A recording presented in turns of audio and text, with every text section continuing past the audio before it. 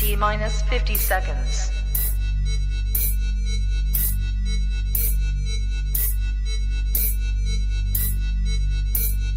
T minus 40 seconds.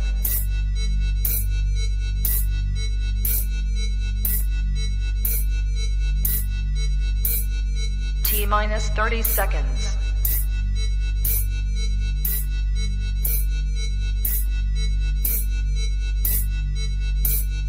T minus 20 seconds.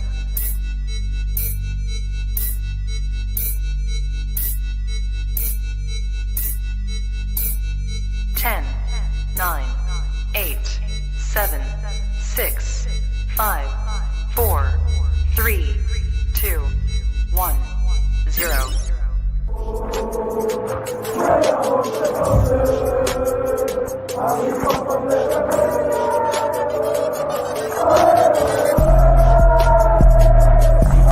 Shout out to Kopish. Shout out to Kopish, guys. All the good work the up. two legends, Emil Heskey, Howard Gill.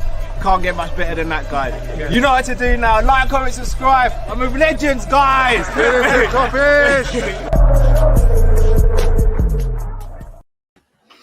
Yes, lovely people. I hope you're well.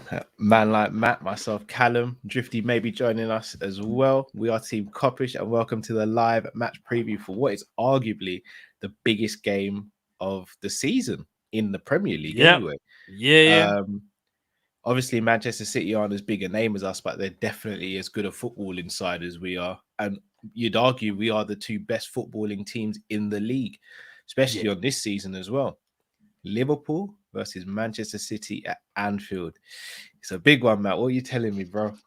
Boy, these are the games that you look forward to. You know, when the calendar comes out, and like start of the season, you look at all the big fixtures for us is Man City, Man United, Everton, and probably I'd say Chelsea in the Premier League as things stand right now. And this one is always massive because over the last couple of years, probably say since maybe the 17-18 season is when this rivalry really took off. And that's because that stemmed from the Champions League run that we had and we had to play them. And I think the games that both teams have played against each other have just been madness. Like this game here always says goals. Normally, it always says goals all the time. And it's normally it's a pretty much end-to-end affair. It's not really like a cagey one for me. Yeah. I was going to say the last 0-0 between the two would have been 18-19. Yes. At Anfield when Mahrez Virgil when Virgil gave away a penalty. Again, I was in Hawaii for that game, and when Virgil gave away the penalty, I was like, I can't believe this. We're going to lose this game 1-0. And then he missed. But even when you look at, even just staying on that topic of penalty misses, Mahrez, De Bruyne, Gundogan all missed penalties against Liverpool, and all of them were off target, which is crazy when you think how good a penalty takers they all three of those players are. So it just goes to show pressure can burst pipes sometimes, and you got three of the best and three of the most technically gifted footballers in world football all missing penalties at Anfield. Two are at Anfield and two at Anfield. Yeah. In terms of the games, though, there's never been a game apart from the season where we won the league 1920 where these games haven't mattered. We think back to the 5-0 win they had over us in 17-18. That mattered because that kind of spurred them on when Mane got sent off. I remember that same season, we got our revenge by beating them 4-3, which ended their undefeated streak that season. For real. Yeah. Then the two Champions League games back to back, which we won, both of it high importance. Yeah. 18-19, as you said, the 0-0. Anything happens in that game, it's a completely different season. Then the game at their place where they beat us 2-1 and they go on to win the league. Yeah. By 1 point. And if had they not won that game, we would have won the league. And to think that Mane had a goal cleared literally off the line, couple of millimeters by John between Stones. us winning the league and not winning the league. Then the season after that, we beat them 3-1 at Anfield. I think it was back in October, and that was the game that kind of solidified our title challenge. Salah scored that header, I remember. Then obviously they beat us, was it 4-0 in a reverse fixture after we just wrapped up the league. Then last season, we had the 1-1 their place where, again, it was an important game at the time because think we was top of the league and they were second going into the game, if I'm not mistaken. I think so. Yeah, I'm trying to think who scored for us in that game. It was Salah penalty. Yeah. Oh yeah. For real. Salah, innit? And then you have to think back again to last season where they beat us.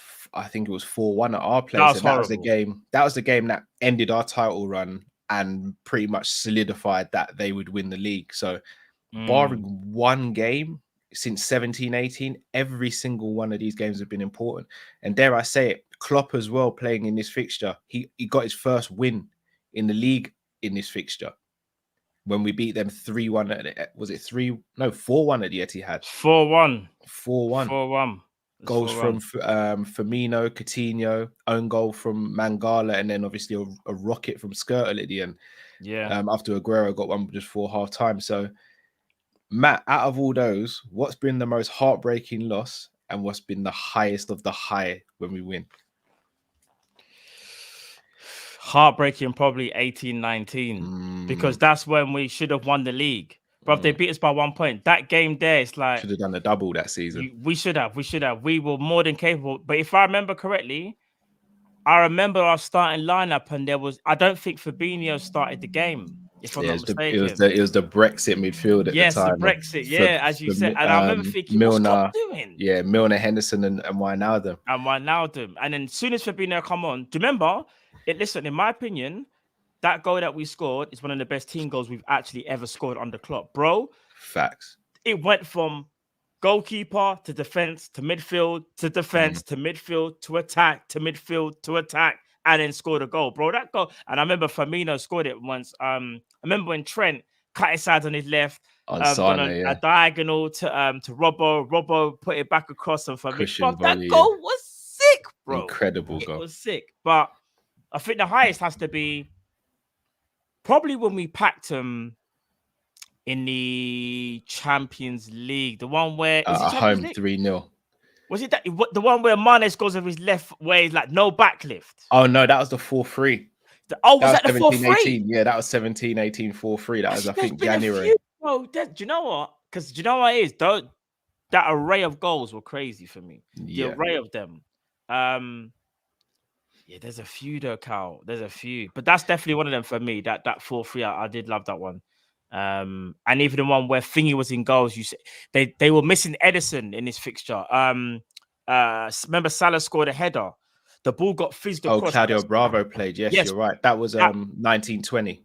Yes, that's another victory. That was my favorite win because when we won that game, that's when I started to think, yeah, this league, I think it's going to be ours. And then obviously when the Leicester game happened, that's when I was like, yeah, it's done now. It's done. Yeah, Leicester confirmed it for me as well. Leicester. But when we won that Man City game, I was like, this might just be our season. Yeah. That's when I started believing. And then when Leicester game happened, I was like, yeah, it's done. It's done now. For real. Oh, yeah, Fabinho. Remember Fabinho scored? Oh, bro. That was the same game. That was the same game. Remember, they wanted a penalty from it, remember? And then went up the other end and just packed it, brother, and just went. And Fabinho was I was just like, it's about time. It's time. Trust me. Big up, Flacco. Dare I say it, this fixture brings up the best game now in the league. Before, back in the day, for us, probably it was like Arsenal, Man United. Agreed. Now I think it's this. I think you've got the two best managers in the league going at it, the two best footballing teams, arguably the two best sets of squad going at it. It's a bloody good fixture. Like even when you do, I mean, even if you were to do a combined 11, a lot of the team you'd have to say would be subjective. It would be really subjective. I think would be. Allison is better than Edison in my opinion, but you'll get some fans who say, well, I prefer Edison because he plays out from the back a bit better. Then you've got, I think left back is undeniably us. Right back, again, we'd all say Trent, but some people would turn around and say Walker, he's better defensively. Yeah, or even Cancelo, bro. Cancelo, yeah, for real. They got players. I think Cancelo is better than Walker. I actually think Cancelo is second best right back in the league. Yeah, Cancelo's serious. He's cold. He's serious. Cold. Then you've got centre backs, Diaz. Diaz can talk to Matip, in my opinion. I don't think he's better than Matip, but he can talk to him. Matt's better, but you're right. Yeah. Obviously, I'm not even going to discuss. We don't even need to talk about Virgil because Virgil's levels. automatic, innit? It's automatic with Virgil. There's levels. then you think about midfield. I mean, I think Fabinho gets in, but Fernandinho's been a boss for a long time. Yeah. Been very, very important to their success. Then obviously you've got KDB, you've got Foden, you've got Gundogan, you got Henderson, you've got Silva. Thiago. Yeah, like it's ridiculous. Like the wealth of talent. Yeah. But speaking on that and teams, Matt, if you're Jurgen Klopp, how do you line up for this game? Considering the game against Brentford and considering the game against Porto. Yeah, we made one change. Well, here's the thing. Are we doing the lineup now? Yeah. All right, cool. So this is what I think he's gonna do. Obviously, Ali in goal. Robertson plays, I believe. I think Robertson will play. I think the right back spot is gonna be Milner. I was tempted to say Joe Gomez because he mentioned in his interview that he's got 3 options. He goes Milner, he's got Nico, and he's got Gomez. But I still think he'll go Milner personally. So I'm gonna say he goes with Milner. And then obviously centre back, he goes for the 2 strongest pair that he's got, and that's Big Verge and Matip. And then midfield, I would say he goes Fabinho, he goes Henderson, and I think he goes Curtis Jones again. Okay. I'm gonna bring this up on the screen as we're going through it, Matt. Yeah. So that people can see it. Go on, continue, bro. Yeah. So that's exactly the midfield that I think he's gonna go with, and the same back line again, because I don't think as good as Tsimikas has played, I still feel like Tsimikas will be at left back. My only worry at right back is that Grealish is not like Grealish is like that kind of like number 10 playing on the wing, and he loves to cut inside, open up space for their left back to overlap. We have to be careful with Grealish because a lot for Man City. Like if you watch how they were playing against PSG, they were feeding him every opportunity they had because he's now become their main ball carrier. Agreed. And then up top, Salah and Mane definitely score. Down the middle is where it gets tricky because Bobby Firmino has put himself into the race because his performance the other night was sensational. And Jota didn't have the best of games. And I'm wondering whether he might think against Man City, we need to try and be on the ball as much as possible and create as many chances. However, he did say against Man City, you have to take your chances. He's like, they're so good of a team. If you don't take your chances, you'll get punished. Yeah. So I don't know what to read of that, but if I had to put my money on it, I think he starts Firmino. I think so. You're going Firmino. I think he might start Firmino. I don't know whether that's right to do because I feel like if Jota gets in the end of something, Jota can punish, but I think he's going to start Firmino ahead of Jota. Okay. Do you want to know something, Matt? Yeah, go on. I've gone for the exact same team as you. Swear down. What, so you think you're going to do the same thing as well? Yeah. Part of me feels though Naby might get a chance in this game. I don't know why I get a feeling, but I feel Naby might just get a chance. You think so? You think I see Naby like coming off the bench if we're like either chasing the game or it's deadlocked at 1-1 or I wouldn't be surprised. I wouldn't be surprised. I think though this is the team I would potentially go for as things stand right now. And again, I'm going to do a members video on Jota and Firmino because I just think it's such a difficult conundrum for Klopp to have. Like, obviously, I'm over the moon that we've got these 2 players and the options that they both bring, but it's such a difficult decision for Klopp on who to pick. And I think you almost have to pick them 2 game by game. I don't think you can just say this is my best 11 or this isn't my best 11. I think because of their skill set and how different they are when they play, I think it almost becomes a case of you've got to take it as a game by game basis. I'm just going to read out a couple of super chats and then get back to it. Man. So Nisa says, hey lads, amazing video of Klopp taking the shovel and helping out at the start of Anfield Road expansion. My manager can't bear the day he leaves. Facts. Trust me, he is the king. That's a beautiful video. Shaka A says we're going to pack them 4-1. Trust me. Me and Matt are going to do our predictions before the end of this show. So it'll be interesting to see where Matt's mind is. I know what I'm thinking. Got a shout out to Demo Dre, Matt said, would we try Tsimikas right back potentially?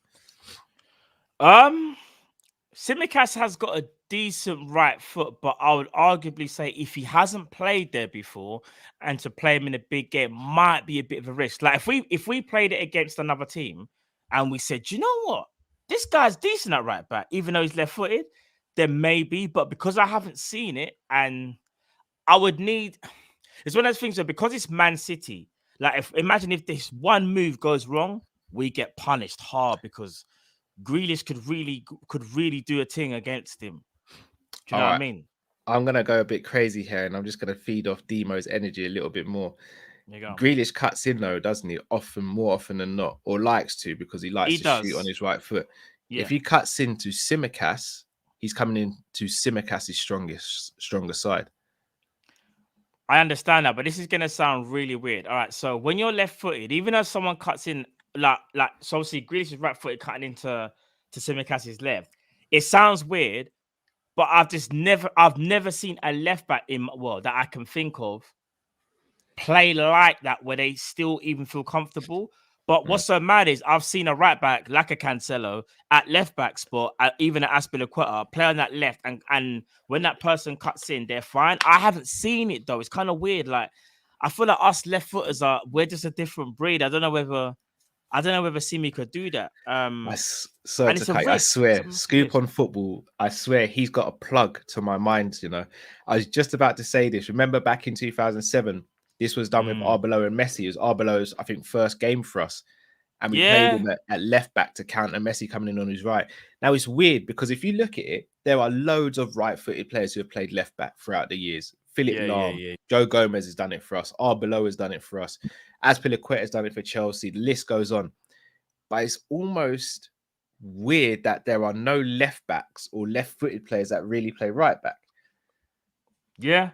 I don't know what it is. It's like, it's a weird one, isn't it? It's weird. Yeah, it's weird.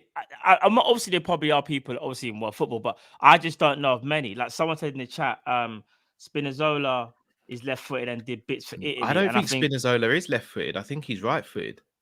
Because I think he plays. I can't even remember. I think he plays. Is it Roma, innit? Atalanta. No, is it Atalanta? I think Spinazzola is actually right-footed, but he's good with his left foot. Yeah. See, someone's saying Dennis. Oh, yeah, Dennis Owen is right footed, but again, it's not about the player playing on the opposite side. It's just that I can't remember a heavily left-footed player. It's weird, isn't it? Play on the right side of the fence. Sorry, you're right, Matt. It is Roma. Oh, is it Roma? Okay. Yeah, okay. Apologies, my guys. Another thing is another player as well. So another thing is you rarely get two left-footed centre backs play together. You'll always see two right-footed centre backs, but rarely two left-footed. It's weird, isn't it? Only one time. In fact, do you know something, Cal? Pep's the only one that's done it that I can remember.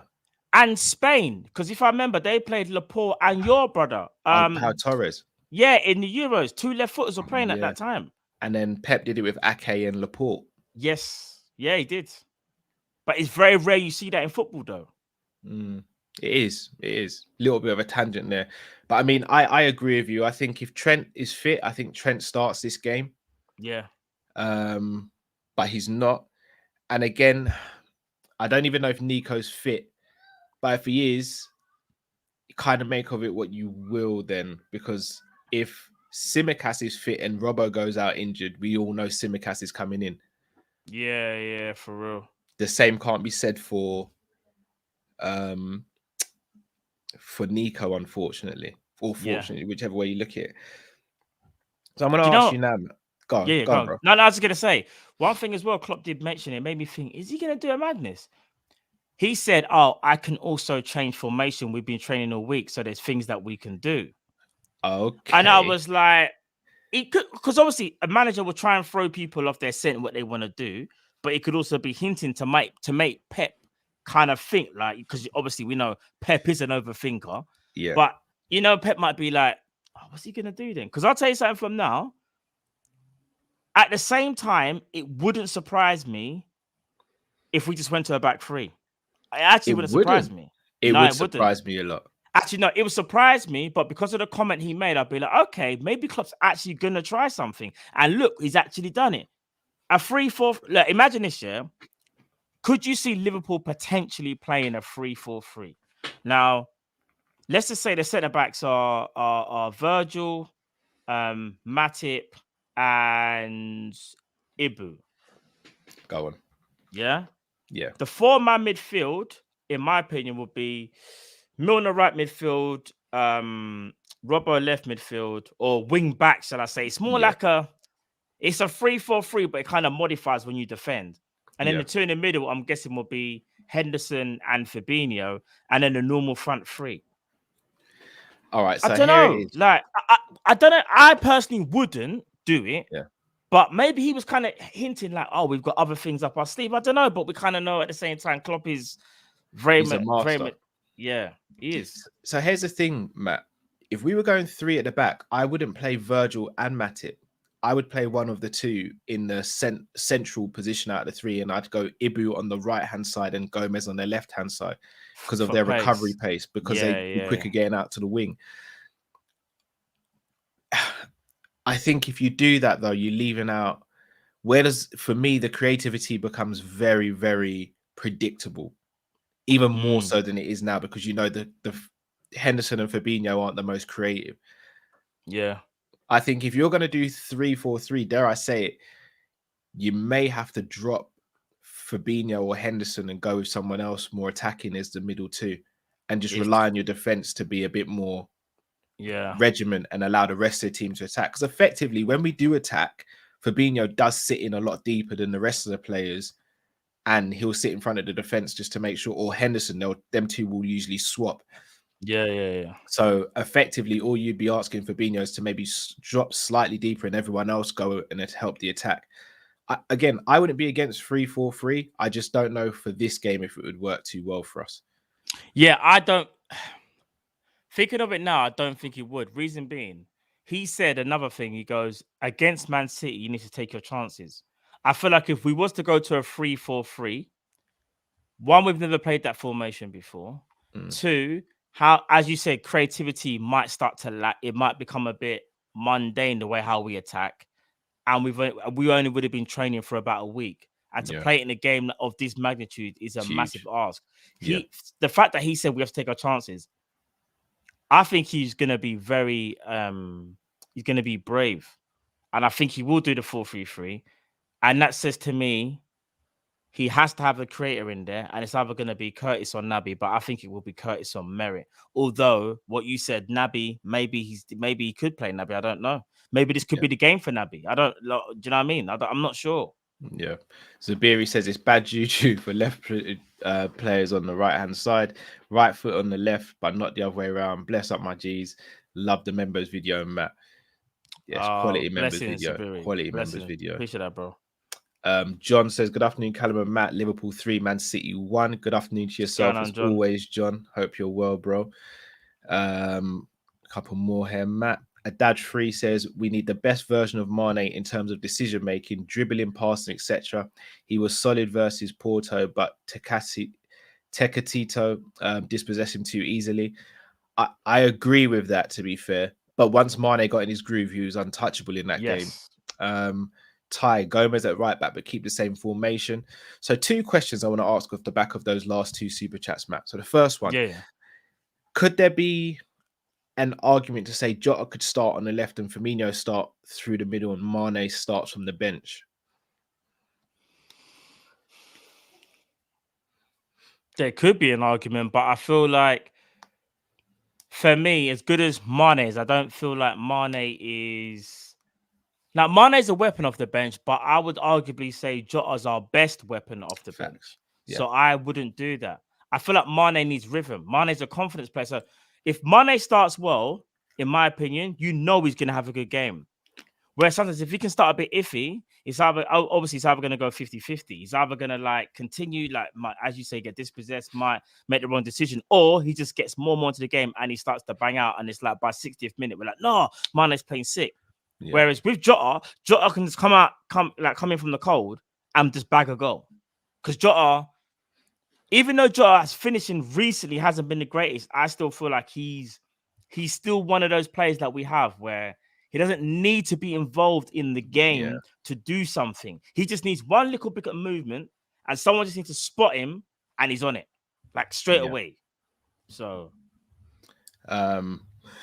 Jamrock says, I'm waiting for Drifty to come I just saw that from the well. side and drop cow because of that comment. Shout out to Jamrock. The other super chat was speaking about Joe Gomez. Is there a chance Joe Gomez could start right back in this game ahead of Milner? Do you want to know something? When Joe Gomez came on against, was it Porto or was it Brentford? He came on. Porto. I know it's only like one little bit of minutes, but sometimes he's not right back. Yeah, he did. It's almost like he didn't look switched on, so to speak. Like he's kind of like he just got in the game, maybe a bit cold. I don't know. I think it's a bit of a, and I think it's also going too defensive because we know on the ball, Milner is very good on the ball, and we need that weaponry from the right back spot. So I would still stick with Milner, although against Grealish though, in a 1-on-1, it could be rough. You'd rather Gomez because uses physicality as well. So, but I think he'll start Milner. Joel Matip, random question, guys. Which transfer were you gassed about but turned out horribly wrong? Mine's Carroll and maybe Aspas. I was probably on crack. If this is the real Joel, big up yourself, Joel. Yeah. For me, it's Aquilani maybe or Harry Kuehl, but for different reasons. Well, kind of for the same. They're both injury prone, isn't it? Yeah. Nah, mine is. Oh, we know yours. Who's mine? Markovic. Horribly wrong. I'm not gonna lie, you're never gonna live that down. Still, I even burnt the receipts, people, and somehow the receipts keep ending back in my rubbish bin. Must be my son bringing them back, saying, "Daddy, look what you tried to throw away. Look." We say CIS just keep on finding the shredded paper and putting it through the system. Yeah, I was so gassed on Markovic. I was like, "Yeah, player." I think he might have got player of the season in Portugal, young player of the season, he did, or something like that. I remember thinking, yeah, he's rapid, good ball control, he's a ball carrier. Him playing left wing or right wing, he'll be sick. And this wasn't meant to be. It just never happened, bro. It just never happened for my man. But Aquilani is another one that I thought, because I remember Aquilani having a man of the match performance against Real Madrid back in the day, and he was sensational, bro. Yeah. He could do this. Number 8 was sick, and then he just Nino says we might play all 4 attackers, Bobby in as a 10, 4-2-3-1. What do you guys think? I thought about this. The only reason I didn't think it would happen is because of Curtis Jones' form, though. I don't think Curtis can be dropped right now. No, it can't be. You got to keep his confidence high. You have to. Got to keep him in his rhythm. Cat Sunday, Mr. Cat Sunday says Markovic. Oh no. Oh no. Shaka A says Gomez isn't looking good, guys. Should we be worried? I'm personally no. Remember, he's had no rhythm as well, so it's not like him and because remember, Virgil and Matip have had the best rhythm in terms of at least game time. Yeah. So, Shaka A says I was gassed for Markovic too. You're not alone, Matt. Matt's definitely not alone. Matt's just the only one who's. I need that support, people. Yeah, who's come out and admitted it. But horribly wrong. Matt is not alone. I know a lot of Liverpool fans who thought Markovic was going to be amazing. I thought he was going to be the guy. When I say the guy, I thought he was going to be the star. I thought he was going to be so sick. So sick. All right. So, Matt, time for score predictions. Liverpool versus Manchester City, Anfield, under the big lights.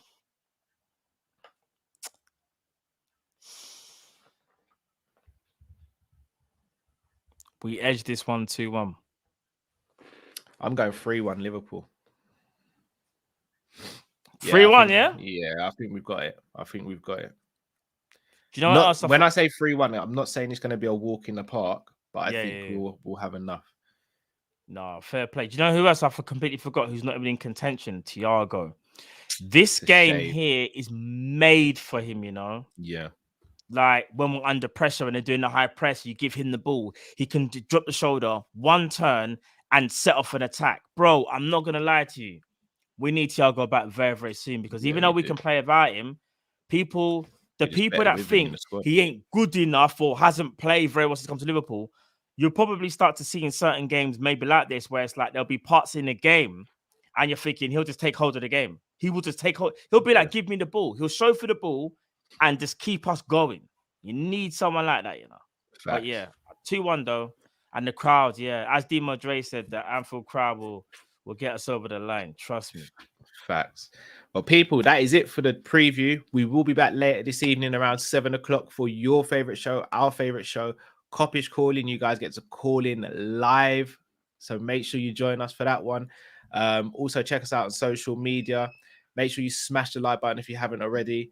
And yeah, let's look forward to the game. I'm looking forward to it. Let's do this, people. Let's do this. Let me know your score predictions in the comments. And until later this evening, people, stay safe, stay blessed. We're Kopish and we're out, people. Take care. See you at 7, guys.